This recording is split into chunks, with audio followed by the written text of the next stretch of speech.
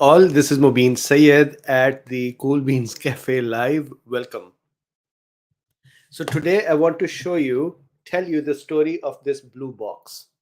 So I'll talk about that in a second. Before that, I wanted to share that some stats for the long COVID.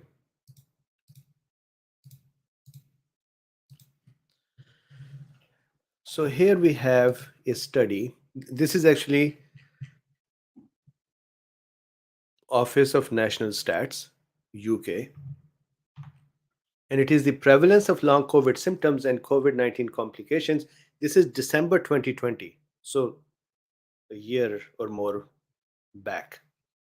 Still, it is interesting to see here. This is December of 2020. The variant type was different.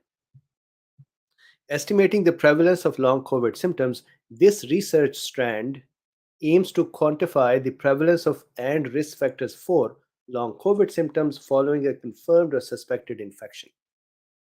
So, what did they find?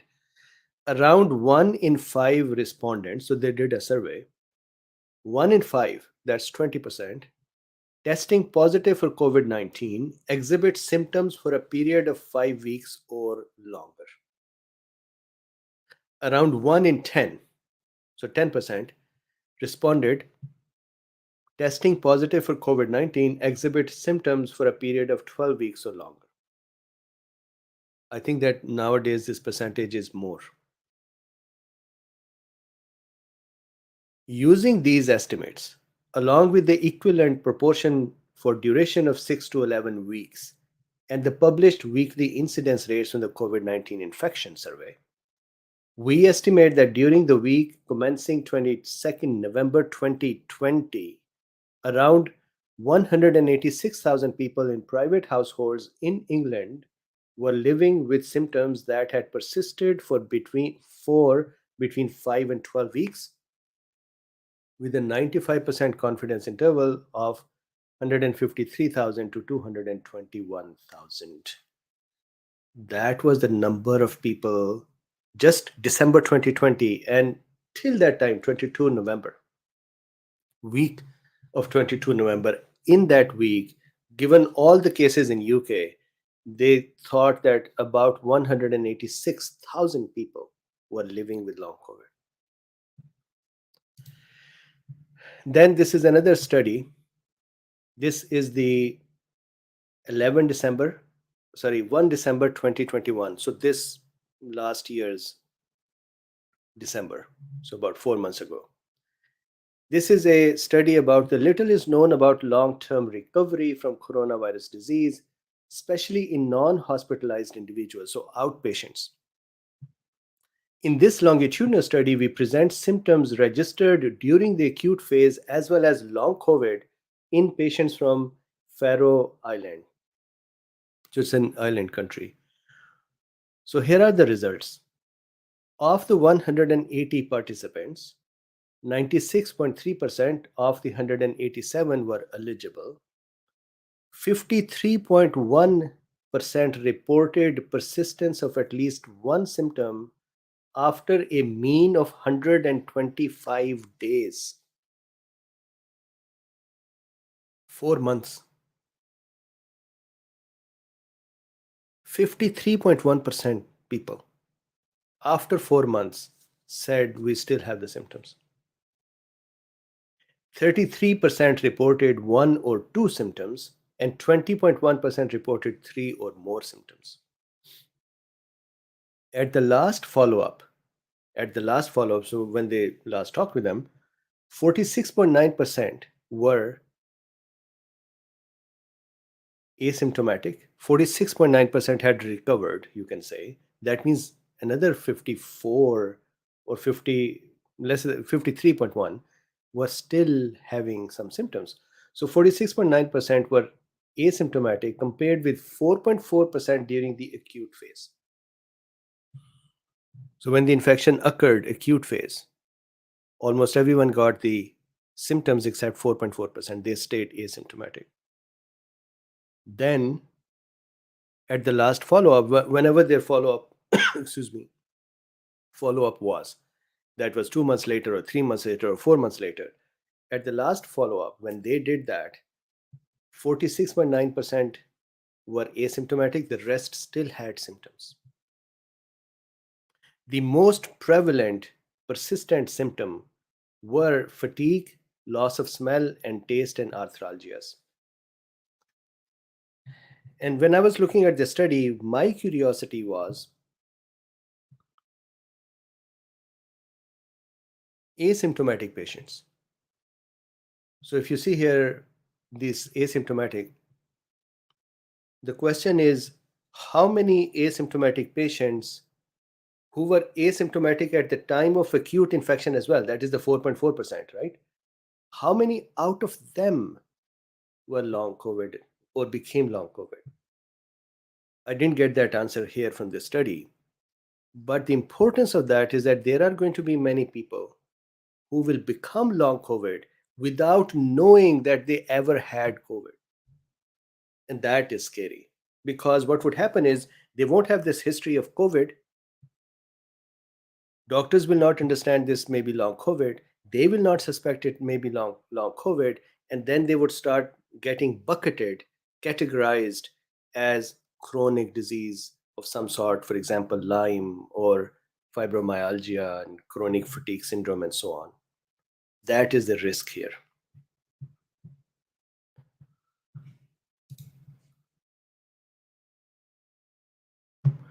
So Lisa Lead says, is it possible not to get COVID? I haven't gotten it yet, no vaccine. So Lisa Lead says, is it possible not to get COVID? My video started on the phone. So generally there has been no genetic expression or immune propensity that is seen to say some people will not get it. Except, imagine somebody had COVID today, they got re-exposed within 10 days. They would probably not even know that they had it again. Similarly, if somebody is vaccinated and then they are in that fully ramped up antibody state, they would probably not even know that they had the infection. But somebody who never had it and will not have it is still a mystery. There is a suspicion that there are folks like that, as you are saying, Lisa. The question is, are they too good at hygiene? Are they too good at, let's say, taking care of themselves and the social distancing or physical distancing? Or is there something to do with their immune system? Or did they actually get the COVID, but they were asymptomatic, etc.? Or was there a cross reactivity from some other infection, common cold infection? Or do they actually, this is also a theory, that do they have lesser density of ACE2 in their body? Structural genetic difference. So there is no there are lots of curiosity around this topic. There is no study that has actually revealed that if this happens, then why does it happen? Yes, vitamin D levels are very important. Yes, Sky Frog is correct.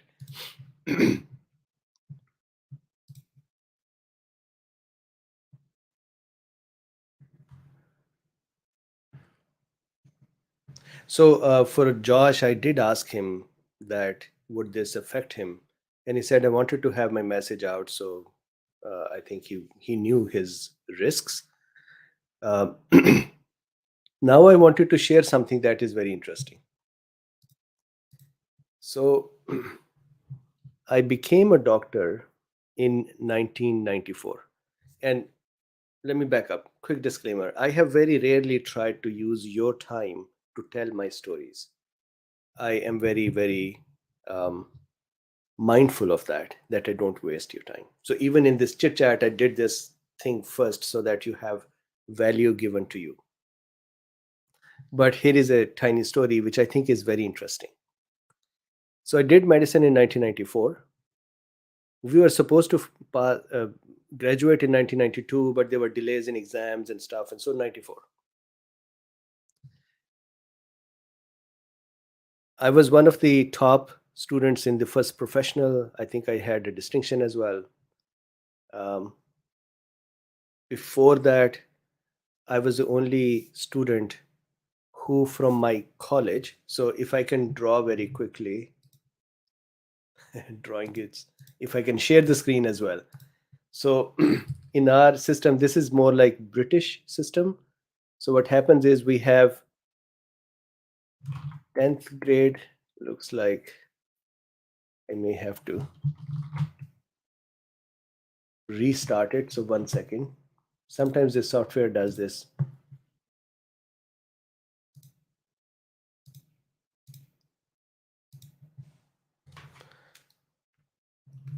So in our system, there are first 10th grades that are done as school. Then 11th and 12th are done together as, we call it FSC. You can say high school. We call this college. This is our entry for the college. And then we have some professional education that could be engineering, medicine, whatever.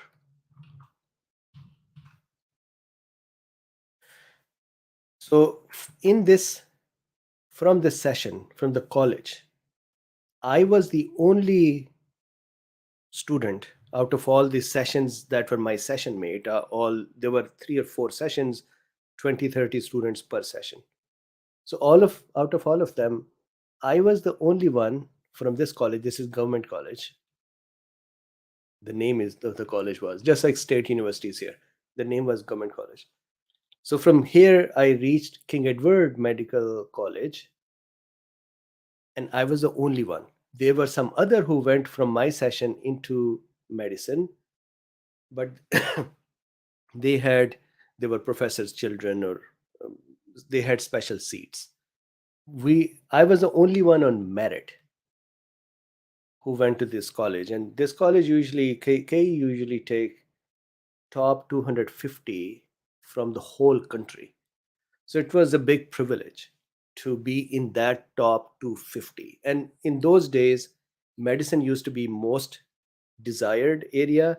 So majority of the people who were at the top in the nation, in these students, would want to go to KE. So I was fortunate enough to be here. KE had, this was actually established by Britain when they were ruling that continent or that area.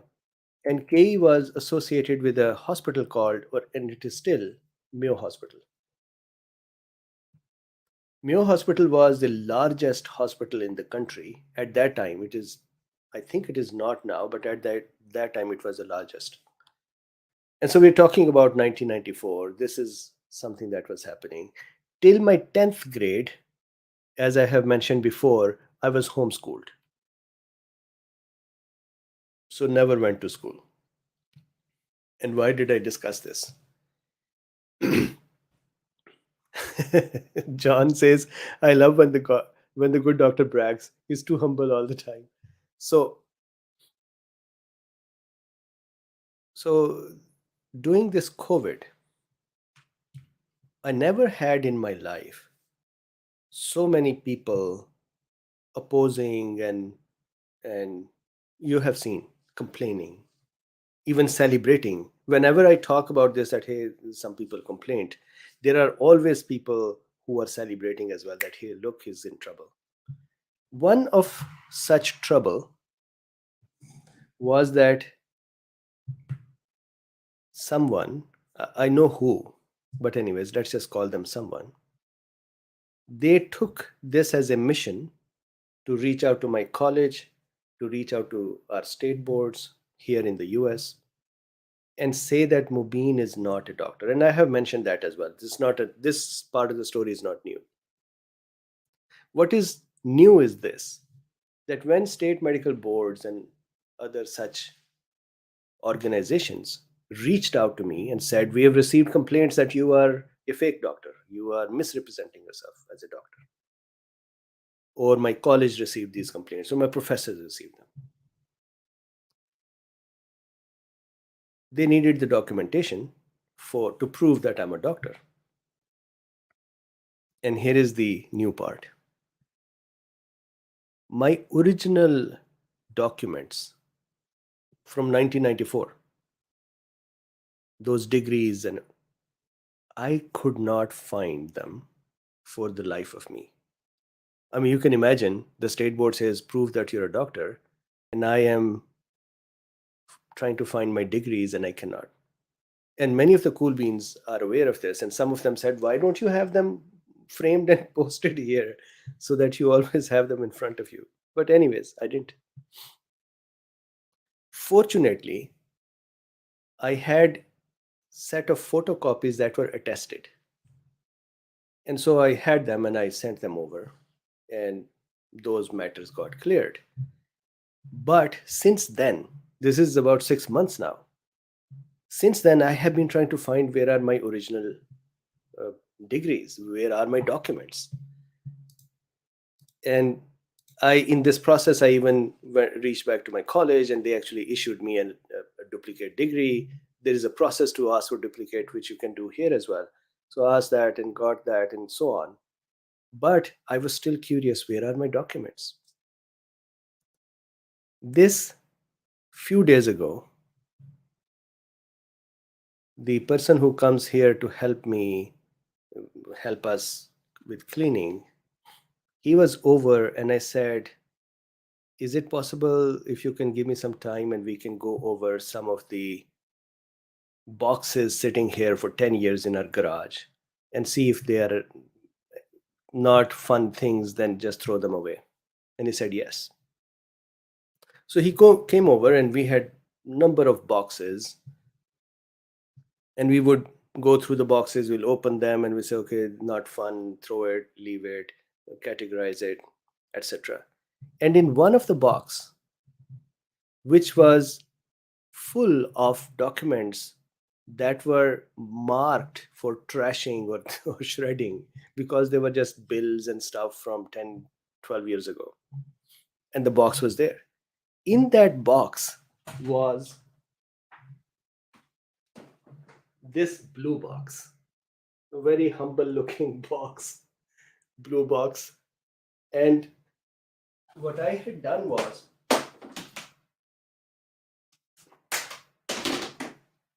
I had said to him that I want to check every single page that we throw, so that I already don't have my degrees, I can't find them. And I don't want to have this regret that I shredded things and it may have been shredded. So that blue box came out from a box that was supposed to get shredded. And in that was this file. And this file says education, degrees, diplomas, certificates, character certificates, experience letters, all in one place. And as I opened it, I actually got stunned. I did not believe that I had actually found all of my degrees and everything. So here was my attested original degree for medicine and attested original for my BSc and my medicine, my other degrees, and so on. I have, fortunately, many degrees, but these two were more important because of my work with medicine and my presentations with medicine, and some folks who were too heartburnt. So I thought I would share with you this very interesting news that this is what happened. So I remember at one point Margaret had said, Margaret and I have been speaking sometimes over the phone. She said, I would come over and help you search them. Or Rima had helped me so much as well. So Rima has really been helpful there too. Send them the Urdu ones, the bastards. So this degree that I showed you, it has two parts. One part is written in Urdu, our national language, and the other part is written in English. So Guy Telfer says, maybe you could frame them. Absolutely. So my frames, just to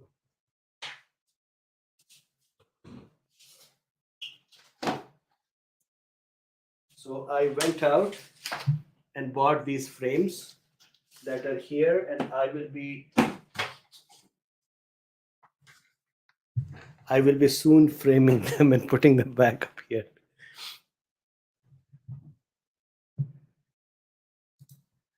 And you too, Rima, and everyone in KoolBeens. So this was a big news for me.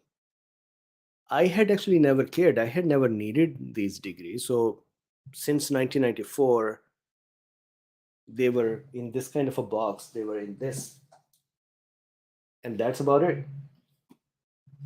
And then the complainers, kudos to them that their complaints caused me to search for my documents, and here they are. So that was so funny. Texas Mac says, put those all in the bookshelf. Yes. I think I'm going to take the medicine and engineering degrees. I didn't show you this. I actually have not only medicine degrees, but these other degrees that are showing, Master of Sciences. These are my software engineering degrees. So I have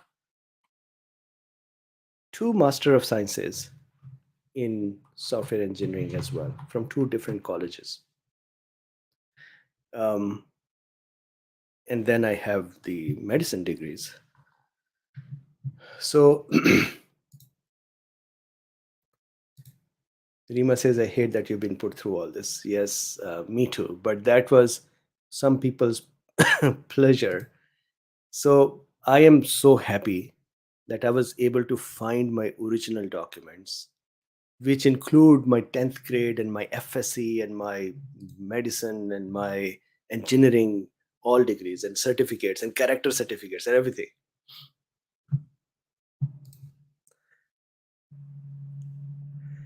So John is keeping an eye on that. Yes, last audit is still going, and let's see what happens. So now tell me, how is the chit chat going? What should we be? Joy, there is a hidden pleasure, and that is that box. If I was actually not looking at every single thing because I had lost my degrees, if this was some other time, I would have just asked him to take the box and go get these things shredded. And I looked at it. How many degrees? So, of course, 10th grade and 12th grade don't count. One BSc, two engineering, one medicine, and then a bunch of diplomas.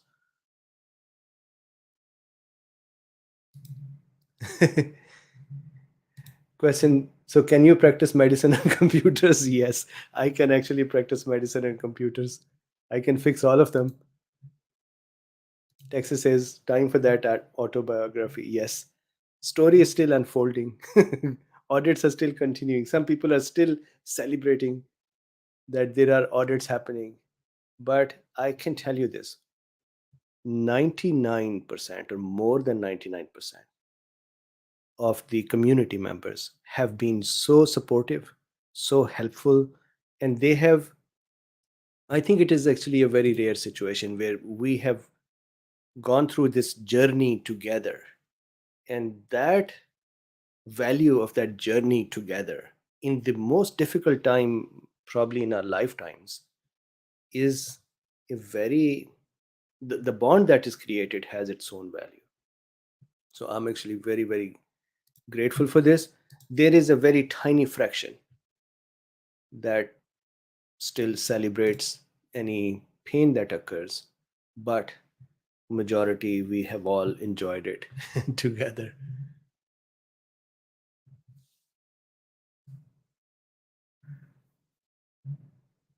So Frisco coupon says, is there a minimum number for an antibody IgG test that once below an adult 20 to 50 years would no longer have decent protection from serious infection? So for research workers, they use 11 AUs as their cutoff to say protection or not. Many test kits also use 6 as a cutoff for that.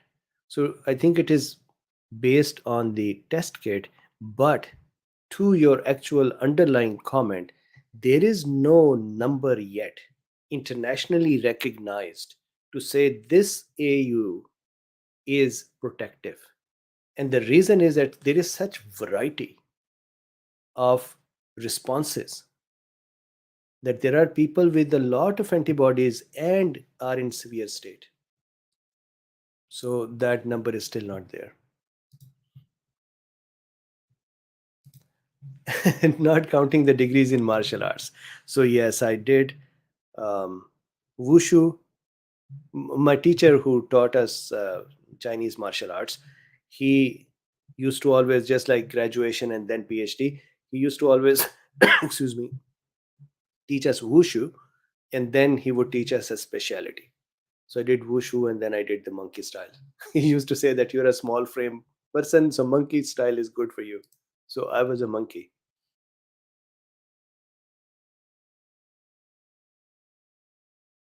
So Ceylon says, did you look at the preprint with Luc Montagnier co-authored with mention of CJD like problems post-vax? No, I have not. I would look for it.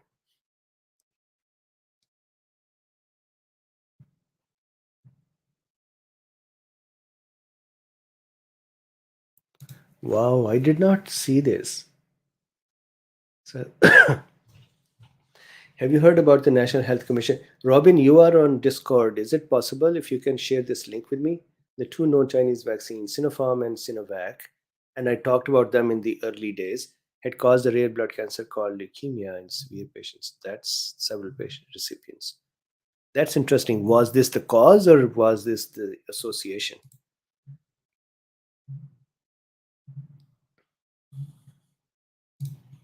Texas says so such a sad paper, so biased is embarrassed. Igor Igor says, did you have a chance to look over the additional Pfizer files? I didn't really look up. No, I did not. So there is just so much to look at that I didn't find time.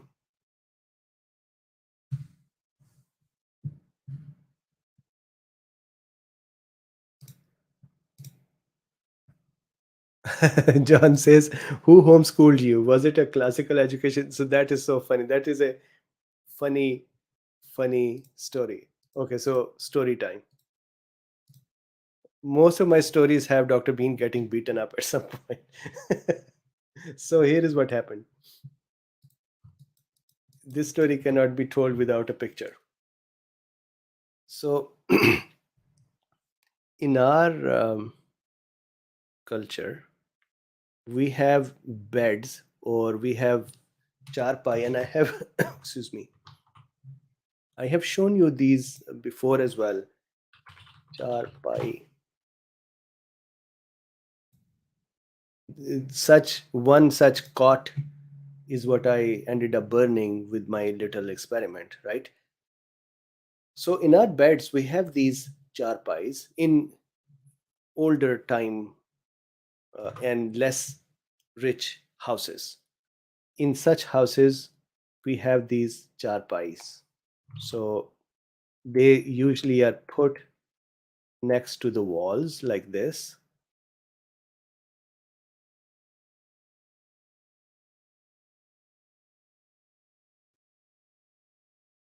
And they are the ones that, so there are sometimes multiple and so on. When my mother and father separated, and my mother came back to to her mother's home or her brother and mother's, my uncle's place. My uncle was at that time, I think, 26, 27. So he was newly married. And here he has his sister coming back, and she has 4 children with her. I was at that time 6 years. The youngest was 2 years younger to me, 4 years, and the oldest was 5 years older to me. So that four. So we were a handful. We were boys. We had a change in environment. We didn't really know much at that time that what happened between parents. So additionally, my mother had rheumatoid arthritis. And in those days, this is, we're talking 75, 6 time frame. In those days, RA management other than steroid was not really cool. Nowadays, we have hydroxychloroquine and many other good things, monoclonal antibodies. But in those days, it was just steroids. So she was not able to move very well. So she would not be able to run after us or even cook correctly. So she used to be in quite a lot of pain. That would give us, the children, a lot of liberty to do whatever, because mom cannot run after us and catch us. So we'll just do naughty things and she can't catch us.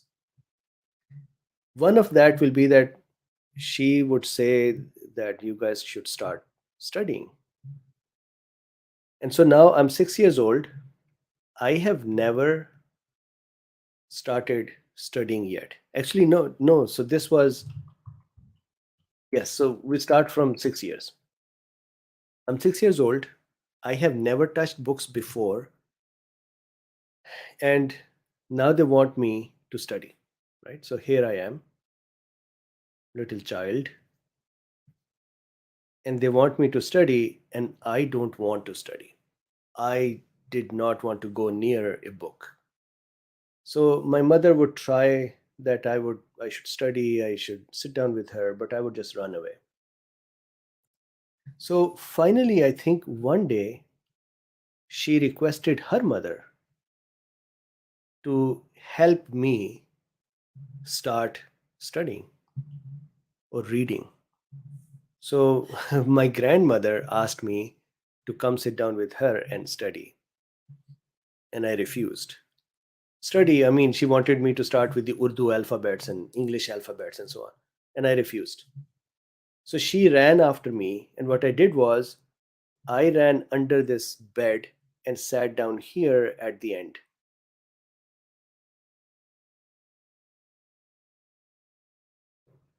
And I knew that she cannot now come under the bed and get me out. So I'm sitting in there, and she's standing out here saying, "You need to come out and read." And she's all upset. And I am just sitting there. Guess what she did? She brought a long stick, and she used that stick under the bed like you do with the cats or something. And she did this. Finally, I quietly crawled out and I said, "Okay, let's start studying." So that was the first day that I started um, studying or reading. And my mother used to make fun of me that you just needed from your grandmother just one time beating, and then you never stopped studying. And then I thought you would never study, and now you are over educated. So that was the start of the homeschooling with my grandmother. And then actual study the school syllabus at home, that I started at the age of 13. And by then my mother had taken medicines and figured out the anti inflammatories and painkillers, and so she started teaching us, me, at the age of 13. So my homeschooling was my grandmother, then my mother, and then I love studying, as you can see now as well, that I just love studying these studies and other things.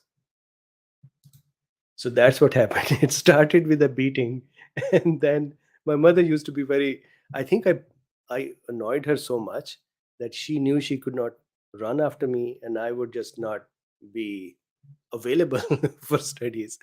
That I think she enjoyed it when I got beaten up.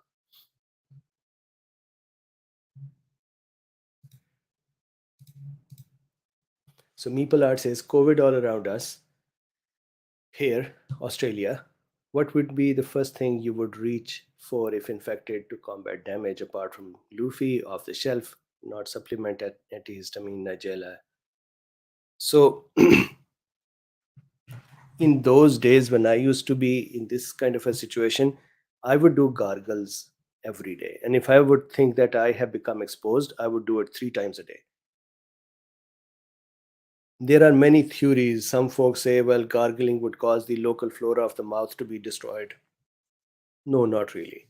So gargling is important with Listerine type things or alcoholic uh, gargles because they are a little more antiseptic compared to others. That is one. Second, I always wanted to make sure that my vitamin D is correct. Third, I always took vitamin C. Nigella, sativa, and honey was my daily uh, part of my activities, or this protective thing, whatever. Was it protective, not protective? Here we are all, and still we don't know what happens tomorrow, but this is where we are. Vitamin E, then fish oil. Big fan of fish oil. I think it is very, very protective and very important. Then antihistamines, Allegra type things I used to take. I still take that. And then so aspirin, baby aspirin. So again, aspirin for me, I thought one baby aspirin was fine. It's okay for my age as well. But it's not necessary that everybody would benefit from it. So please, please talk with your doctor for any of these discussions. And of course, Luffy.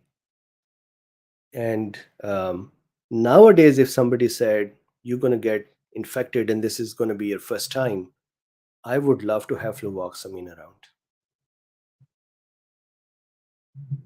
So Rima says, what is a cough? So Rima, I got re-exposed. Since then, I still have the cough. So I think I'm long COVID now. Doug says, just ran off vitamin E. Vitamin E is very important as well. Scotch gargle. Yes, Scotch gargles.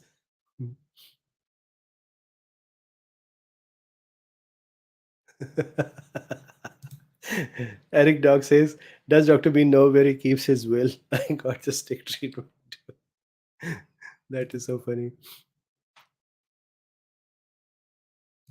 Correct. So in our country, if you want your child to be a doctor, beat them with a stick. Yes. Yes. It was, that was the start. And I still, in those days, I was very angry that my grandmother got me out under the bed from under the bed. And so I became a very good child after that and I kept studying. But I was very angry that they beat me up to start. So Rima says, are you taking aspirin? Yes. But Rima, you know that nowadays we are fasting as well. So I can only take aspirin 1 hour before the sunrise and then after this sunset. So I would take it after this.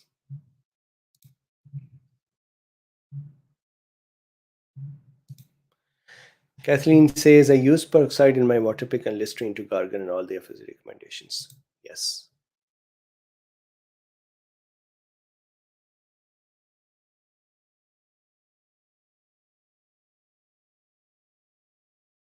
That is correct. So, uh, Meeple Art, the discussion yesterday was on Rumble and Odyssey. And if you can watch that, that was very useful as well. Randolph says, fomites had a lot of attention at the start of the pandemic, then became less prominent versus aerosol. With Omicron being so infectious, should we revisit fomites as a concern? So,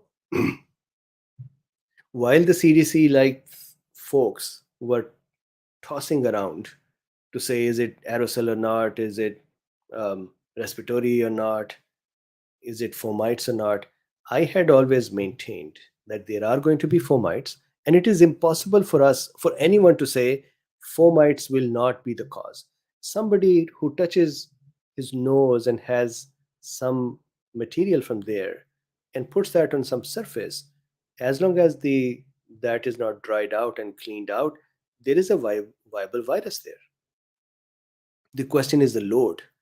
But how can you say that everybody would be protected in the same way? A small load in somebody who is not protective well from their immune system can very quickly fall for the virus.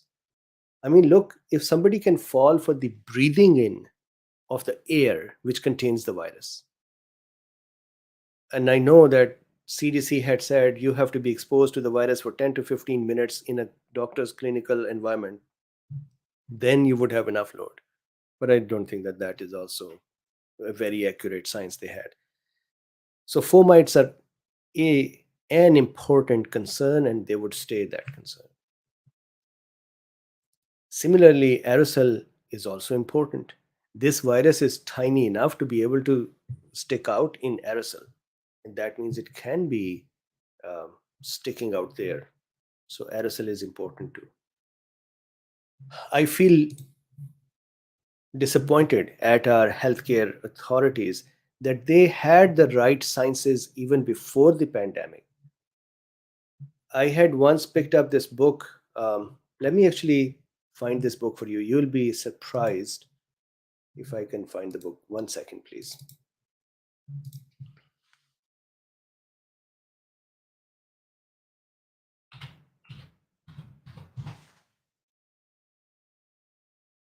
I'm just going to search for a book and I would love to read it to you. This is a book, I think I have an older PDF version way before the pandemic, in which they talk about coronavirus and they talk about how they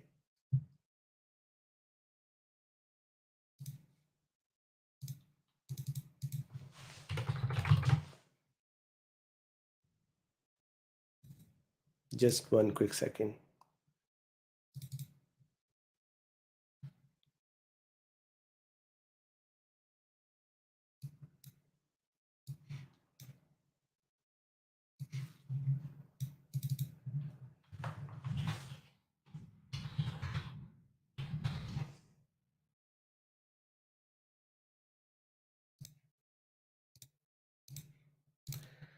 So I have this book here. This book is Clinical Microbiology Made Ridiculously Simple.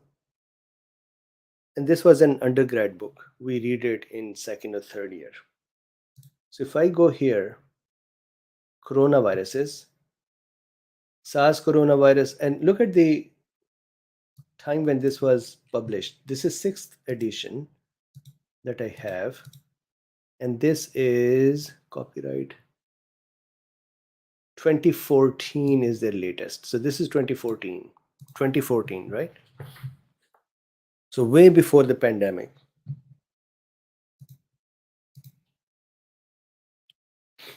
The deadly SARS virus, SARS-like coronaviruses, or SARS-CoV. In November 2002, there was an outbreak of severe atypical pneumonia in China. The cause of this outbreak was not known and was initially confined to mainland. In early 2003, this disease had spread to Hong Kong, Singapore, and Toronto, Canada, and the syndrome was called SARS, Severe Acute Respiratory Syndrome. Within a few weeks of the description of this syndrome, it was discovered that SARS caused by a virus, specifically a novel coronavirus. Coronaviruses are a family of enveloped single-stranded RNA viruses previously only known to cause the common cold in humans. Before the outbreak was controlled, it had spread to 29 countries and territories and infected 8,000 people. SARS is an example of an emerging infectious disease. This is 2014, undergrad book. This virus was not known to exist previously, and since the clinical outbreak has not caused any additional natural outbreaks, an identical virus has not been found to exist in any natural reservoir. Though similar viruses have been found in the bats, SARS-like coronaviruses have been isolated from Himalayan palm civets and from a raccoon dog in markets in China. And then they have these clinical things over here. The primary mode of transmission is thought to occur via direct or indirect contact of mucous membrane, eyes, nose, and mouth, with infectious respiratory droplets. While this virus is not as transmissible, so that is it then, as was previously thought, it appears that there were a few persons who were responsible for more transmission, super spreaders.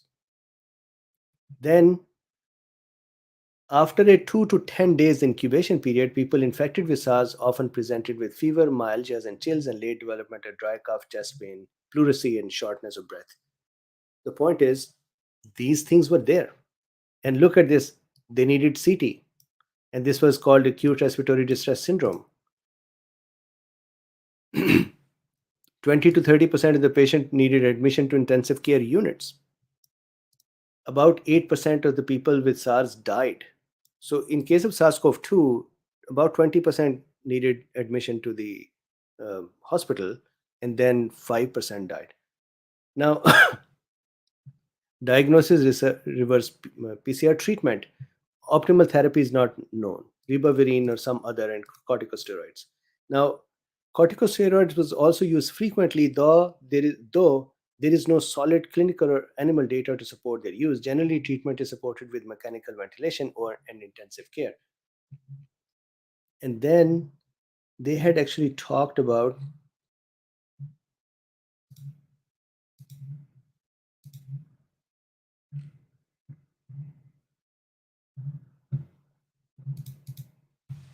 glasses or masks.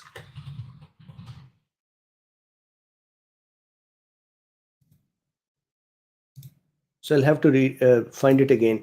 They talk about this in this book or the same batch of books, that the transmission could be be reduced by masks and wearing glasses. My point is, these are not new things, but the virus's severity was new, and our healthcare behaved as if we never knew what this virus was.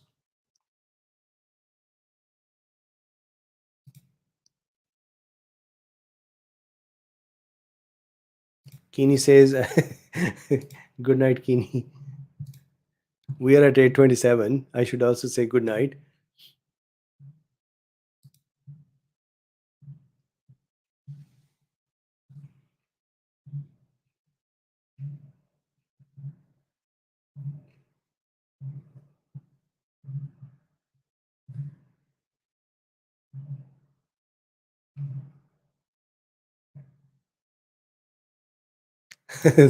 This is good. We should all take that advice. So how about we take that advice? So John, no, I did not, but I actually thought that all of those symptoms were for it. Although nowadays those phone messages that you are exposed are very common.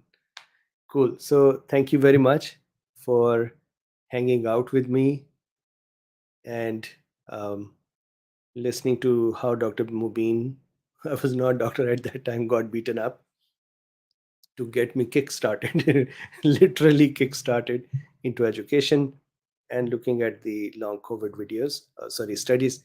So thank you very much. And there are links in the description.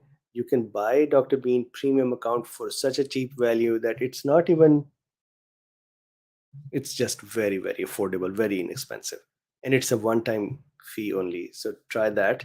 And then there are 3 more links. You can use PayPal, or you can use Patreon, or buy me a coffee. Thank you very much, and I'll see you tomorrow.